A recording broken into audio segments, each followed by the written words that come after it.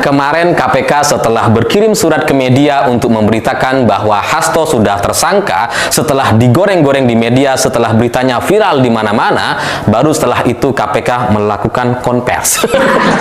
Dan seperti yang saya prediksi dan bahas di video sebelumnya, ini konvers KPK kayaknya pasti lucu nih, dan terbukti lucu memang gitu, karena membangkitkan kasus yang sudah selesai sejak tahun 2020 lalu tanpa bukti baru. Dan itulah yang disampaikan oleh KPK dalam konversnya kemarin gitu. Jadi semuanya hanya cerita-cerita dari masa lalu. Dan parahnya cerita yang disampaikan oleh KPK itu menjadi sangat-sangat sulit sekali untuk kita terima. Karena nggak logis gitu. Ibarat menceritakan seekor kucing yang memakan habis kepala gajah. Dimakan tuh. Kan kita sulit untuk menerima, itu kayaknya cuma karangan aja gitu kan. Karena ada dua cerita yang menurut saya ini gak masuk akal, tapi dipermasalahkan oleh KPK, dan entah tujuannya seperti apa gitu. Saya gak ngerti kenapa KPK kemudian mempermasalahkan atau menceritakan seperti ini. Yang pertama adalah KPK bilang pada tanggal 8 Januari 2020 lalu, Hasto Kristianto meminta pegawainya untuk menelpon Harun Masiku. Dan Harun Masiku ini diperintahkan atau disuruh untuk menenggelamkan HP-nya ke dalam air dan meminta Harun Masiku untuk kabur. Oke, mungkin bagi sebagian kalian masih tidak paham di mana letak lucunya gitu ya, sabar gitu ya. Itu fakta yang pertama yang disampaikan oleh pihak KPK. Kemudian pada 6 Juni 2024, Hasto Kristianto dituduh meminta untuk menenggelamkan HP pegawainya sebelum diperiksa oleh KPK. Ya, karena bulan Juni lalu KPK kan memeriksa Pak Hasto gitu ya. Itu katanya ada proses pegawai hanya Hasto ini menenggelamkan HP dengan alasan supaya tidak ditemukan oleh pihak KPK bukti-bukti atau HP-nya. Dari dua cerita ini gitu ya, KPK seperti kebingungan dan ya kayak gak ngerti dengan apa yang coba mereka sampaikan gitu. Mereka itu bingung sendiri antara cerita dengan tujuan yang coba dicapai, dan bagi saya ini menjadi satu cerita pendek yang menunjukkan kebodohan dan kegaptekan KPK terkait HP. Ya, karena meminta Harun Masiku katanya untuk menenggelamkan HP, itu kan narasi yang coba dibangun supaya apa? Supaya buktinya itu rusak, supaya HP-nya itu rusak dan kemudian tidak bisa dijadikan bukti atau menjadikan Hasto ini sebagai tersangka gitu ya. Jadi coba dihalang-halangi, coba buktinya dihilangkan dengan cara menenggelamkan HP. Masalahnya HP itu nggak rusak kalau cuma ditenggelamkan. Iya kan gitu. HP kita tuh berapa kali sih tenggelam di air gitu ya, entah tenggelam di kolam, entah kejebur bak mandi gitu kan. Itu nggak rusak gitu. Sejelek-jeleknya HP, kalau tenggelam atau kebasahan atau kehujanan, ya tinggal dijemur, beres. Sejak HP masih ninut-ninut kayak Nokia gitu ya, sampai yang smartphone hari ini, kalau basah tinggal dijemur aja gitu. Dijemur sampai kering betul, gak usah dihidupkan. Nanti ketika dihidupkan, ketika sudah kering betul, ya hidup. Jadi nggak bisa kemudian ditenggelamkan ke air kemudian rusak itu nggak masuk akal gitu, karena HP yang nggak rusak. Dan kalau alasannya supaya ini tidak ditemukan sama KPK katanya, makanya ditenggelamkan ke air, ya ini menjadi lebih lucu lagi gitu. Karena kok bisa nggak ditemukan gitu? Karena kalau ditenggelamkan dalam rangka supaya tidak ditemukan oleh KPK, itu kan berarti proses penenggelamannya itu di laut lepas, di Samudra Atlantik misalkan, atau setidaknya di sungai lah gitu ya. Tapi kalau KPK tahu bahwa handphonenya itu ditenggelamkan ke laut, harusnya kan disampaikan di laut. Ya sebutkan aja di mana lautnya gitu ya, supaya nanti kalau misalkan mau dicari gitu ya buktinya, itu kan bisa dievakuasi sebenarnya kalau KPK tahu di laut yang mana gitu kan.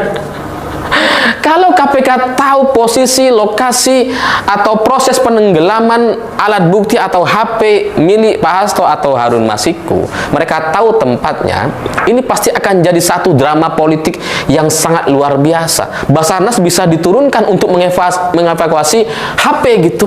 Entah ditemukan atau enggak, yang penting evakuasi dulu gitu kan. Supaya ini membangun satu drama-drama untuk menghancurkan Pak Hasto sebagai Sekjen PDI Perjuangan sejak tahun 2020 lalu. Mestinya itu bisa dilakukan gitu. Drama-drama kayak gini itu bisa dilakukan oleh KPK kalau KPK itu tahu. Tapi kalau KPK nggak tahu, lah kok bisa KPK kemudian mengarang cerita atau membuat cerita yang seperti ini? Kenapa bilang direndam atau ditenggelamkan kalau memang nggak tahu gitu? Jadi ya antara ditenggelamkan dengan tujuan merusak atau ditenggelamkan dengan tujuan supaya tidak diketahui, bagi saya ini menjadi satu cerita yang sama sekali nggak nyambung dengan aslinya gitu. Jadi KPK itu kayak kebingungan gitu. Cerita menenggelamkan HP itu tujuannya untuk menghilangkan atau untuk merusak alat bukti? Iya kan gitu. Kan mereka kebingungan sendiri gitu. Kalau tujuannya untuk merusak, jelas nggak bisa rusak, bisa diperbaiki kok. Bisa diservis itu. Jangankan di konter-konter besar di kota gitu ya. Halo teman-teman, kembali lagi bersama saya di channel ini. Salam NKRI harga mati. Nah teman-teman, dalam video ini ada sebuah cuplikan lagi dari Mas Alifur Rahman mengatakan bahwa KPK pilihan Jokowi terancam diganti jika kalah lawan dengan Hasto. Nah teman-teman, saya akan membacakan beberapa komentar mengenai hal tersebut. KPK perlu dibubarkan, tidak seperti zaman Antasari. Bobi saja terkena kasus blok Medan, cuma didiamkan negeri orang Jokowi. Bubarkan KPK jika hanya menjadi alat pelindung bagi Jokowi dan keluarganya. Kasus Hasto hanya untuk pengalihan, untuk menutupi kasus yang benar-benar merugikan negara. Oh KPK 300T cuma diganjar hukuman 6,5 tahun. Blok Medan lewat, hebat. KPK yang sekarang perpanjangan tangan Jokowi segera diganti saja. KPK semakin ngawur, ke depan pencuri ayam pun dibawa ke KPK. Bubarkan saja KPK, hemat uang dari pajak rakyat bisa digunakan untuk kesejahteraan rakyat. Cuman zaman Antasari saja kayaknya KPK di jalan yang benar. Kalau benar cuma rekayasa, mendingan kok dibubarkan, digantikan pengadilan rakyat biar koruptor diadili rakyat. KPK ini kayak nggak ada kerjaan, urusan duit receh 600 juta gercep banget. Lagian nggak ada uang negara yang dirugikan, giliran disuruh nangkap koruptor-koruptor yang jelas-jelas merampok duit negara sampai puluhan ratusan miliaran bahkan triliunan. Padam melempem. Shame on you KPK. KPK beraninya sama lawan politik pemerintahan doang. KPK koplak. Kasus yang bukan korupsi dijadikan tersangka yang jelas-jelas korupsi seperti Erlangga Hartarto. Zulkifli Hasan tidak juga ditersangkakan, KPK sampah. Saya khawatir tersangkakan Hasto Sekjen PDIP hanya untuk pengalihan isu, karena KPK saat ini pilihan Jokowi yang diduga melindungi keluarga Jokowi dan kelompoknya. Ayo dong KPK yang besar-besar diolah, jangan jadi ecek-ecek. Heran para pejabat negeriku bukan untuk membina rakyat tapi untuk membinasakan. Narasi Bung Afif ini masuk akal bahwa KPK menyodorkan bukti yang lemah untuk jadi Hasto tersangka. Terkesan dipaksakan. KPK kayaknya mau ngelawak korupsi dana CSR di BI dibatalkan, tiba-tiba Hasto dijadikan tersangka.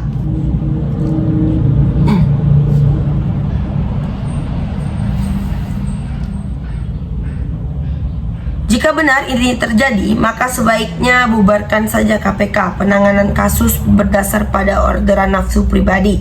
KPK itu lembaga politik. KPK kelompoknya Mulyono harus diganti.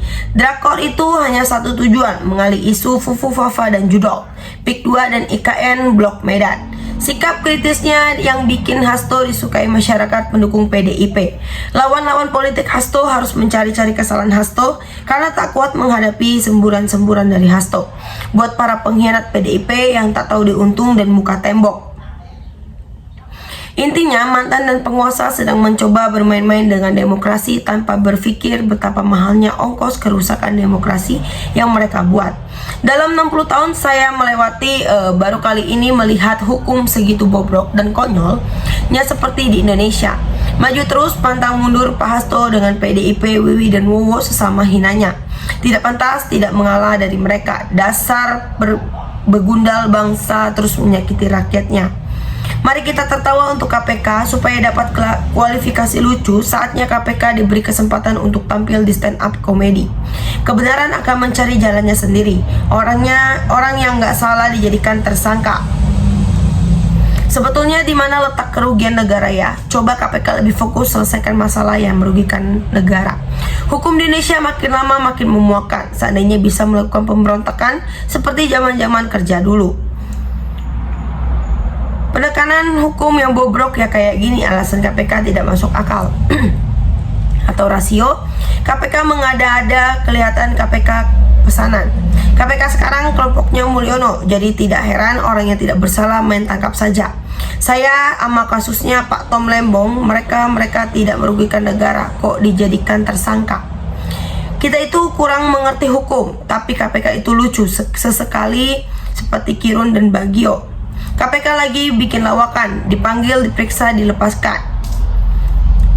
Tiba-tiba dipersangka lucu, kasus tahunan penerimaan suapnya aja udah bebas. Jangan-jangan KPK lagi mengejar hadiah sayembara Menteri Arab. Nggak mampu nangkap Masiku menunjukkan rendah kinerja KPK. Kasus belusukan Dabasi digoreng buat jadi sasaran yang lain. Kasus-kasus yang masih hangat banyak bro. Kok nggak diurus malah senang ngorek-ngorek kasus basi yang belatungan.